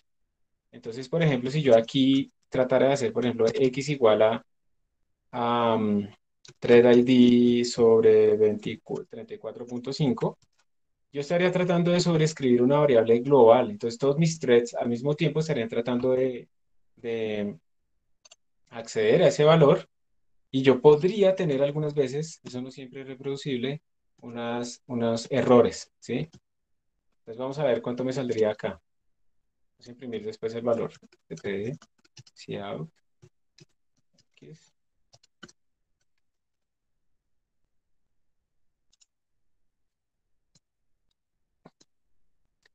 Me da este valor, me da este valor, me da este valor, me da este valor. Vamos a aumentar el threads a 8. Miren que va cambiando. ¿Por qué creen que va cambiando el valor? A veces da igual, a veces vuelve a cambiar. ¿Por qué creen que está cambiando? Así el valor de x. ¿Por qué no me da el mismo siempre si siempre es el mismo número de threads? Porque hay varios threads que están intentando ejecutar esa línea, que están intentando cambiar X. Y entonces al final el que queda es el último thread que haya hecho esto, ¿cierto? Esta cosa. Y ese último thread que haya hecho esto no siempre es el mismo, no siempre es el thread con el índice más grande. No porque eso va en paralelo, hay unos que acaban antes que otros. Y eso no hay garantía. Ustedes nunca pueden programar pensando, el thread tal va a acabar de primero. No, no pueden pensar eso. A menos que hayan puesto que el thread tal no hiciera nada comparado con nosotros que van a hacer mucho. No pueden ustedes pensar ese modelo en la cabeza. Ni tampoco pueden pensar el modelo como yo quiero que el thread tal corra en cierto procesador específico. No, eso tampoco se puede hacer, tampoco pueden ustedes programar en dónde va a ir. Digamos que eso no tiene sentido y ustedes deberían hacer programas que no dependan de el orden en el que se ejecutan las cosas y en dónde. Y si en algún momento ya toca obligar el orden de alguna manera, pues hay que utilizar algunas operaciones de sincronización que después vamos a ver, unas barreras se le llama eso. Bueno, entonces ahí seguimos introduciendo algunos temas y la otra es esta Y, profe, ¿sí? es que si yo quiero imprimir el número de threads, pero no quiero que me lo imprima pues, 8 veces, 4 veces, si quiero imprimirlo afuera, ¿cómo hago si dentro del pragma NTH es una variable? O sea, ¿cómo puedo acceder a esa variable desde afuera? Desde afuera no puedes acceder, pero lo que tú puedes hacer adentro es utilizar un if. Entonces tú puedes decir es lo siguiente, y esta es la clave de cómo uno separa trabajo. Entonces uno puede decir if, y entonces yo voy a decir solamente el cero va a imprimir, y cero es thread ID.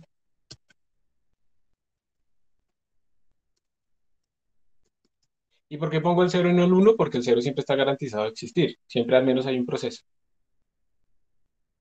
stdout, nth, nth, y así no me lo imprimen 8 veces. Entonces aquí es inevitable utilizar los ifs, y de hecho de esta manera es que yo puedo distribuir también mi trabajo, ponerlos a hacer cosas diferentes. Entonces aquí llega el thread 0 y él ve que él tiene que hacer esto. Llega el thread 1 y él ve que no, entonces salta y sigue haciendo lo otro. Llega el thread 5, ve que esto no se cumple, sigue haciendo lo demás, etcétera, etcétera. Entonces vamos a mirar si esto es verdad.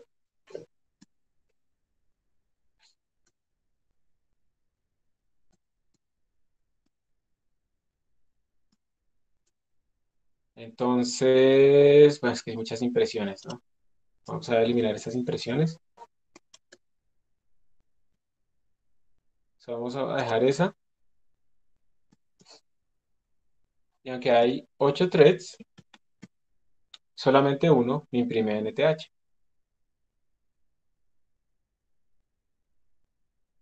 ¿Listo?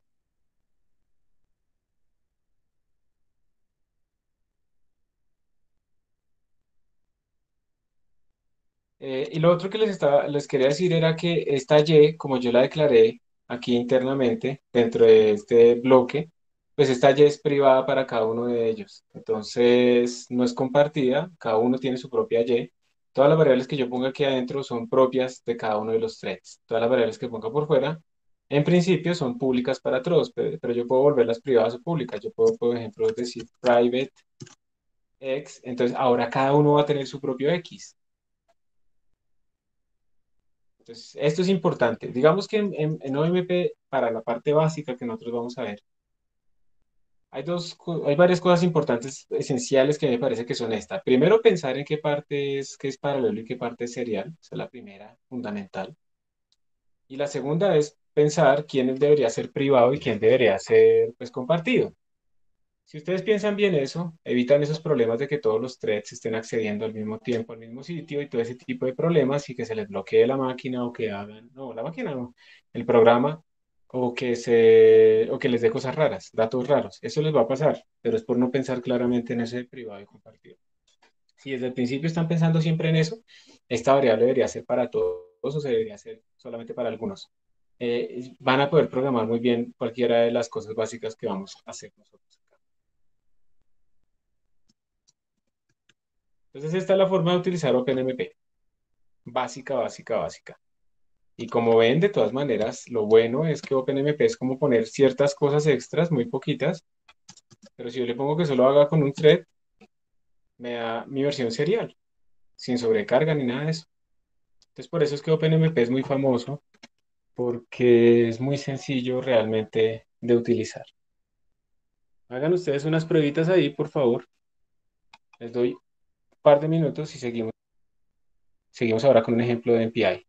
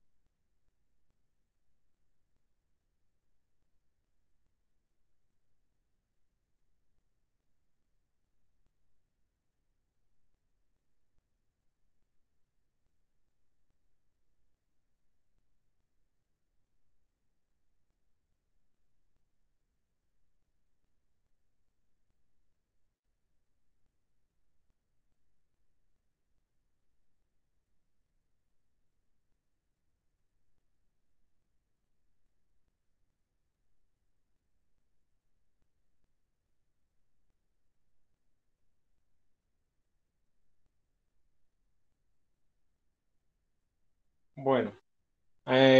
¿Alguna duda en este momento? ¿Alguna experimentación extra que quieran hacer, o ya puedo seguir?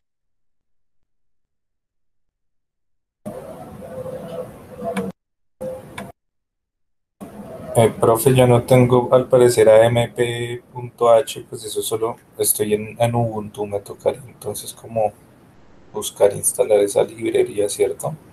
Sí, sí, sí, te toca verificar cómo instalarla en Ubuntu, que yo me imagino que es como instalar otro compilador que soporte OpenMP, porque como te estás dando cuenta, pues esto viene a nivel del compilador.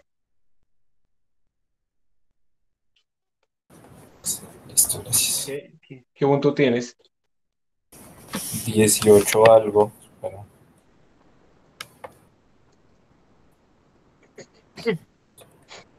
¿cómo es que lo busco? Esto es... Aquí lo estoy buscando yo. OpenMP en Ubuntu. Mira, tienes que instalar apt-get install libomp-dev. Y parece que ya.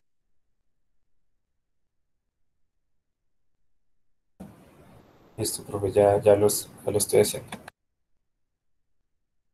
Listo. ¿Te lo copio en el chat o ya lo estás haciendo?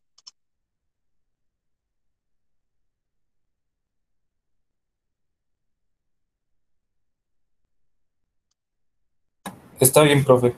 Yo lo estoy haciendo, gracias. Listo. Bueno, entonces ahora sí, G++ 10 ya tiene esto por defecto. Yo creo que la versión del G++. Bueno, bueno, sigamos. Esta fue nuestro pequeño ejemplo con algunos conceptos extras, ¿sí? De OpenMP. Y quiero que les queden claros de una vez. Eso es importante que quede claro desde el principio. Y ahora vamos a hacer un ejemplo de MPI. Otro Hello World con MPI. Entonces, ¿cómo sería eso? MPI example. Entonces, include UStream int main access char array return 0. Esto es un programa normal de C++, ¿sí? No hemos hecho nada diferente hasta este momento. Recordemos que MPI es computación distribuida. Eso quiere decir que no solamente tiene que correr en este computador, sino que puede correr en muchos computadores interconectados. Y además, que ahora sí no hay nada de memoria compartida, ¿sí? O sea, ahora sí vamos a crear varios procesos. No es que un proceso cree threads y luego los elimine, luego los cree y los elimine. No es eso. Ahora realmente es que tenemos varios procesos independientes, cada uno con sus propias variables. O sea, realmente imagínense, es como si hubieran duplicado su código fuente varias veces. Para poder utilizar MPI hay unas funciones, digamos, obligatorias a utilizar. Obviamente necesitamos incluir, a ver si sirve así MPI.h. No estoy seguro si me compila así de una vez.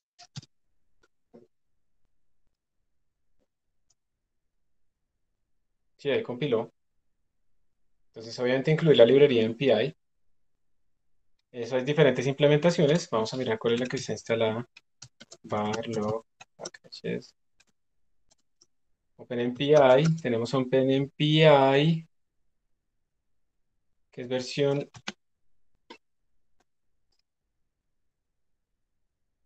¿Qué versión es esta?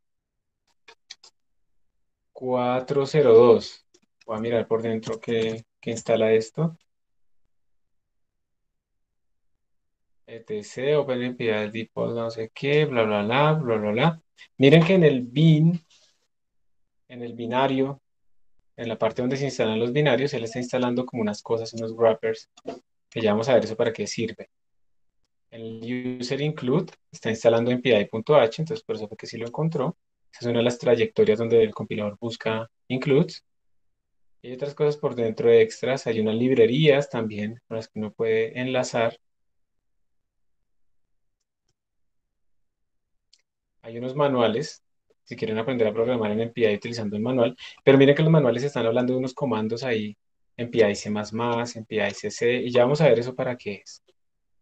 Tan, tan, tan. Y el manual, miren que incluye un montonón de cosas raras ahí. Observen esos que dicen MPI 3, MPI Algarer. Esas son todas las funciones del estándar de MPI que están implementadas. y que nosotros vamos a aprender a utilizar como cuatro o cinco de estas para hacer la mayoría de la programación en paralelo, pero pues hay un montón aún, como ustedes pueden ver acá, dependiendo digamos,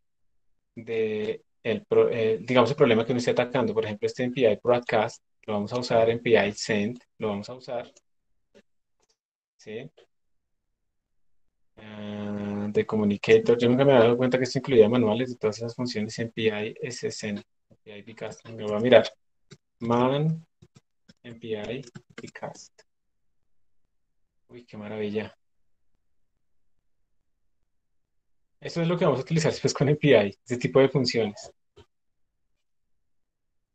Y aquí, buenísima esta, no me he dado cuenta que incluía todo eso. Listo. Entonces, MPI, como les decía, es un poco más complejo. Lo primero que hay que hacer con MPI es iniciar como el entorno de MPI, ¿sí? Que él como que active el número de procesos, cree como la topología de comunicación, cree la memoria interna que necesita, todo ese tipo de cosas. Y igual que antes hacíamos en OpenMP, tenemos que tener unas variables que digan quién soy yo de cuántos. Como ahora todo es paralelo, o sea, el main está duplicado, entonces no es necesario que hagamos como un pragma ni nada de esas cosas, porque realmente ya nuestro código como tal se va a paralelizar, se va a duplicar. Entonces vamos a decir que cada uno de ellos tiene algo que normalmente se le dice el rank y el size. Rank normalmente es who am I, ¿sí? Es básicamente mi número, como el thread ID, el 0, 1, no sé qué. Y size, pues es cuántos threads hay. Entonces, inicializar el entorno de MPI. ¿Cómo se hace eso? Vamos a hacer acá. MPI init. Hay que llamar a esta función, MPI init.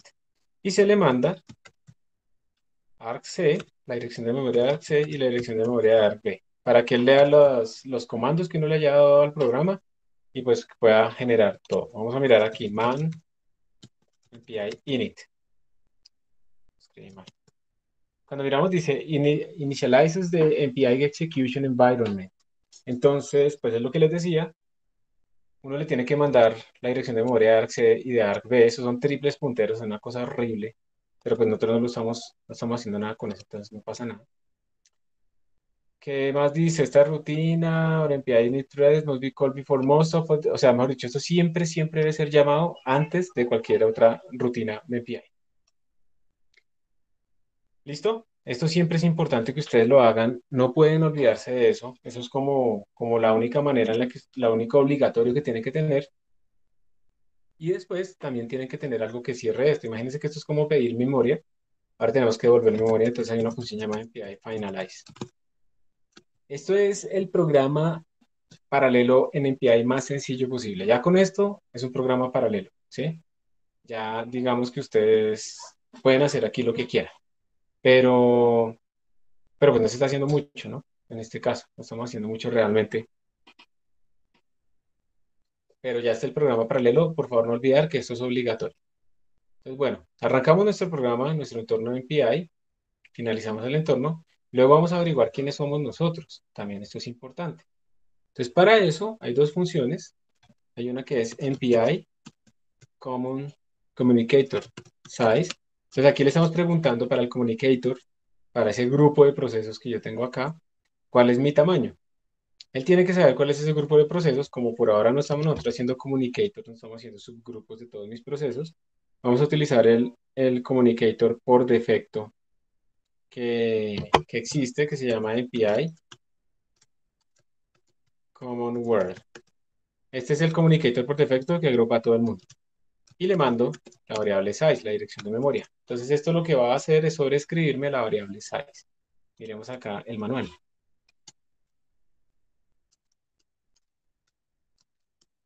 API Common Size. Entonces dice, nos retorna el tamaño del grupo asociado con este communicator. El communicator que estamos usando por defecto es el que agrupa a todo el mundo. Y miren que la interfaz es que retorna un entero. Ese entero es como un error, nos da una información de posibles errores. Se llama así la función, recibe un communicator, por eso utilizamos esto que se define por defecto, y recibe un puntero al tamaño. Entonces por eso se le manda así, con ampersand. Entonces, ¿qué más dice esto? Dice, los parámetros de salida son el número de procesos y un error, por ejemplo. Esto también lo retorna, ¿no? Bueno, listo. Un error que en Fortran es un estatus de error. Bueno, entonces esto es lo que hace esta función. Entonces con esto yo ya sé cuántos hay. Esa es la primera cosa, cuántos hay. Y ahora yo quiero saber quién soy yo. Entonces para saber quién soy yo utilizo otra función, MPI common rank, y le mando mi rango.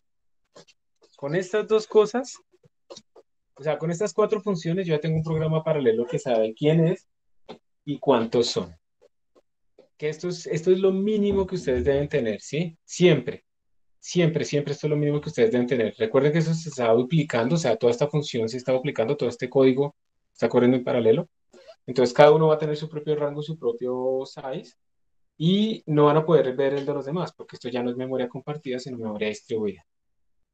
Entonces, ahora podemos imprimir aquí nuestro cout, ct cout, y aquí podríamos decir hello from process, ya no es un 3 realmente, from process, y yo soy rank, ¿no? Ese es mi rango.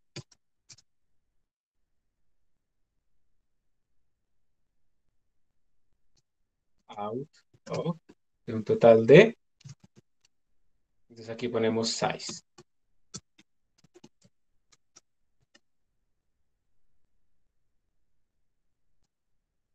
Listo. Bueno, entonces ahora viene la segunda parte. La primera parte es pensar nuestro programa, ¿sí? Entonces tenemos que pensar bien el programa, tenemos que tratar de paralelizarlo bien. Aquí hicimos algo muy tonto. Vamos a compilar. Entonces uno viene ingenuamente y escribe esto. MPI example. Entonces esto le bota un error. ¿Qué carajos es MPI finalize? Esto no fue declarado en este scope. Ya, y además me está diciendo que tiene que ir con F mayúscula. Pues bueno, vamos a corregir eso. Vuelvo acá. Compilo y este ahora me está botando un montón de errores. O sea, él hizo el include, el MPI.h, pero él me está botando errores. Estos errores, ¿ustedes cómo los corregirían? ¿Qué idea se les ocurre? Enlazarlo a la librería. Es un error de linker, ajá, es user bin LD, es el linker. Eso quiere decir que él está encontrando las declaraciones en el encabezado de MPI.h, en el header, pero no está encontrando las implementaciones que vienen no en código fuente, sino en forma de librería. Entonces toca enlazarlo a una librería. Entonces voy a volver a mirar lo que hemos visto antes del paquete. Entonces voy a mirar este man donde está poniendo las librerías y parece que las está colocando en userlib64. Entonces hay una librería llamada libmpi.so. Bueno, vamos a mirar. Entonces lo va a decir compile y enlace con -l mpi. Uy, compiló, porque él encontró las cosas en el sitio apropiado. A veces es mucho más difícil, entonces me tocaría decirle -l, no sé qué, no sé qué. ¿Se acuerdan de esas banderas? Para evitar, digamos, todo este tipo de cosas, tener que poner todas esas banderas, MPI les incluye a ustedes unos comandos extras que son unos wrappers que tienen todo este tipo de cosas, de banderitas necesarias. Se llama, por ejemplo, en este caso, MPI C++. Entonces, para yo compilar sin tener que poner todas las banderas, yo simplemente en vez de utilizar G++, utilizo MPI C++ y él internamente utiliza G++ y pone todas las banderas. Entonces, si yo hago esto así, miren que sin ponerle el linker, me compila. Para eso es MPI C++. Y si yo quiero ver cuáles son las banderas que está poniendo, creo que hay una bandera que se llama así, menos show me. Y esto es todo lo que está haciendo en PI++. Realmente él está llamando G++, le está poniendo todo este montón de cosas, ¿sí? Como ustedes pueden ver, y ahí está la banderita de linkeo. Lo está haciendo por ustedes. Entonces uno debe compilar realmente los códigos que se ponen en PI++. Yo pongo aquí en PI, me completa varios. Tenemos en PI C++, en PI CC, CC mayúsculas, XX, estos son lo mismo, en PI XX o en PI C++ es la misma cosa. Yo lo voy a dejar así C++, simplemente. Entonces compilemos con MPI C++, MPI example, y todavía no hemos terminado. Hemos visto lo mínimo de MPI para que funcione. Hemos visto la forma de compilar, que es sencilla al final. ¿Y ahora cómo ejecutarlo? Entonces, si yo vengo y hago esto, pues solo me sale un proceso. Y aquí no existe un MPI, num threads o num processes, eso no existe. Entonces, ¿cómo hago yo para que me ejecute varios procesos? De la misma manera que existe un MPI C++ para compilar, hay un MPI run para ejecutar. Entonces, MPI run, yo le mando el ejecutable y él por defecto utiliza el número de cores disponibles en mi computador. Entonces, yo tengo 8 threads, 4 cores. Entonces, por eso me salen solo 4. Pero yo le puedo decir cuántos correr. Yo le puedo decir esto, menos NP 2. Entonces me sale solo 2. Le puedo decir menos NP 4, me sale otra vez 4. Le puedo decir menos NP 8 y me va a botar un error. Me va a decir, oiga, usted está colocando más procesos que procesadores, que cores que usted tiene. Entonces yo, como quiero mostrar este tipo de cosas, le doy menos menos over subscribe para que él simplemente me haga caso y no importa si yo pongo más de los que se pueden colocar. Y con esto pues puedo poner ya, para efectos de ejemplo, le puedo poner todos los que yo quiera. Entonces miren que aquí lo que estamos haciendo realmente es que crear nuevos procesos. Ellos saben cuántos son en total y también tienen sus IDs que están ejecutados obviamente completamente al azar. Profe, Sí. ahí está utilizando automáticamente el número de cores que tiene el procesador, pero automáticamente, internamente también utiliza los hilos o está trabajando al mismo tiempo 4 cores, solo 4 hilos. Solo cuatro, ya no son hilos, sino son procesos, porque estos sí son procesos como tal, con su propio contexto y su propia memoria y todo eso. Entonces se está ejecutando solo 4 procesos. La bandera "-np" te permite a ti modificar el número de procesos. Entonces, al final, desde el punto de vista del procesador, cuando yo ejecuto hilos o ejecuto procesos, pues él lo que ve son que los hilos son procesos livianos y los procesos pues son procesos pesados, digamos.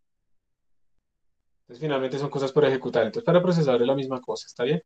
Para nosotros, el modelo, digamos, de programación es el que nos cambia esos conceptos. Sabemos que un hilo es un proceso muy liviano que realmente fue generado en una operación de fork de nuestro proceso principal en memoria compartida con OpenMP, mientras que acá con API realmente tenemos diferentes procesos, cada uno con su propio contexto, su propia memoria, su propio todo.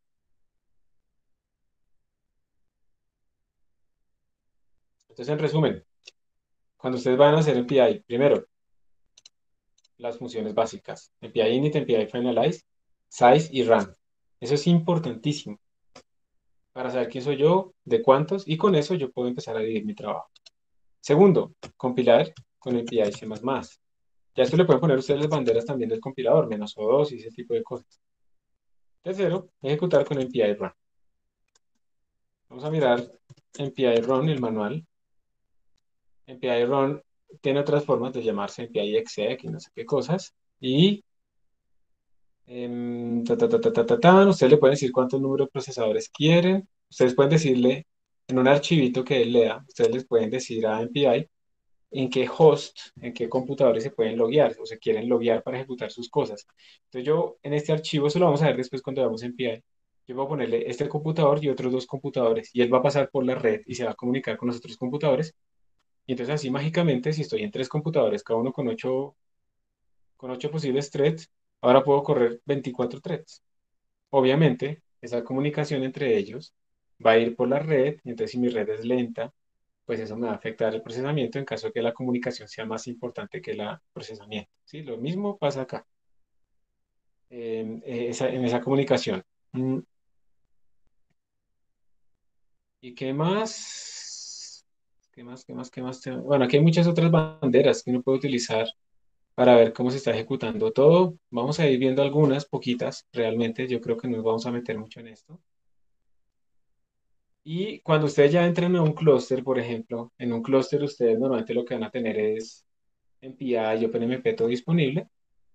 Y en un clúster uno lo que hace es decirle, bueno, mire, yo necesito 25 o 50 procesadores por tanto tiempo, tanta memoria, y uno lanza ese proceso en un manejador de recursos.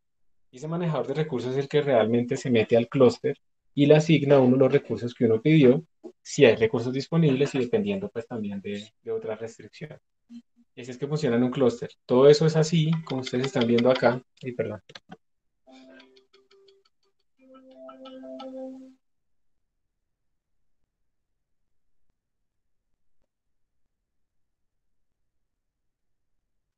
Y pues bueno, con esto les queda la idea a ustedes de cómo empezar a programar en OpenMP y en MPI. Ya lo que sigue es empezar a tratar cada uno de los dos más en detalle, empezar a ver ejemplos típicos de hacer sumas y cosas de vectores y los posibles problemas que surjan ahí. Y con eso ya realmente vamos a gastar pues todo el tiempo que nos queda haciendo unos ejemplos específicos. Digamos, yo espero que sean al detalle suficiente para que a ustedes les quede la idea de qué es lo que se hace acá. Al final lo importante es que tengan familiaridad con la programación en paralelo para que si les toca hacer algo, medio lo entiendan y si les toca leer algo paralelizado, también tengan una idea un poco de lo que están hablando. Finalmente, si se dan cuenta, este curso y yo no sé, al final como que casi todos los cursos están diseñados para que se enteren un poco de las cosas. Ya dependerá de ustedes si profundizan o no, dependiendo de las necesidades de su carrera, su enfoque, etcétera, etcétera. Y listo, chicos, con eso terminamos la clase del día de hoy. Espero que prueben entonces en Replit, o sea, para que estemos preparados, por favor, prueben en Replit, prueben en sus computadores, como para que tengan listos sus entornos de ejecución, por ahora con OpenMP. Gracias por su atención y un feliz fin de semana. Gracias, profe. Hasta luego. Adiós, profe. Hasta luego. Gracias, hasta luego. Gracias. Luego, profe. Hasta luego, éxitos.